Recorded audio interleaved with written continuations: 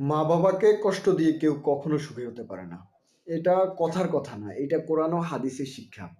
আল্লাহ তাআলা কোরআনে বলেছেন, তোমার রব আদেশ করেছেন, তোমার রব আদেশ করেছেন তোমরা তাকে ছাড়া আর কারো ইবাদত করবে না এবং মা বাবার প্রতি সদ্ব্যবহার করবে।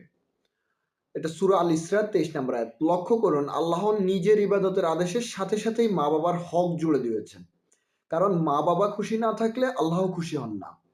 আরেক জায়গায় আল্লাহ বলেন, যদি তারা তোমার কাছে বার্ধক্যে পৌঁছে তবে তাদের উফ পর্যন্ত বলো না। সূরা আল ইসরা 23 নম্বর আয়াতের কিছু অংশ। একটা উফ এত ছোট শব্দ কিন্তু আল্লাহ পছন্দ করেন না। তাহলে কটু কথা, অবহেলা, কষ্ট দেয়া কত বড় গুনাহ। রাসূল সাল্লাল্লাহু আলাইহি সাল্লাম বলেছেন, আল্লাহর সন্তুষ্টি রয়েছে পিতার সন্তুষ্টিতে আর আল্লাহর অসন্তুষ্টি রয়েছে পিতার অসন্তুষ্টিতে। এটা তিরমিজি শরীফের হাদিস। আরেক হাদিসে নবী করিম সাল্লাল্লাহু আলাইহি সাল্লাম বলেছেন, ধ্বংস হোক সে ব্যক্তি। যখন জিজ্ঞেস করা হলো সে কে, তিনি বললেন, যে ব্যক্তি তার মা বাবা বাবাকে বা দুজনকেই বৃদ্ধ বয়সে পেয়েও জান্নাত অর্জন করতে পারলো না। ধ্বংস হোক সে ব্যক্তি।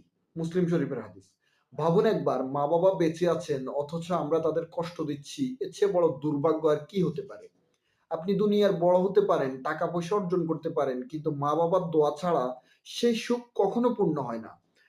আর মা বাবার চোখের পানি কখনো আল্লাহ উপেক্ষা করেন না।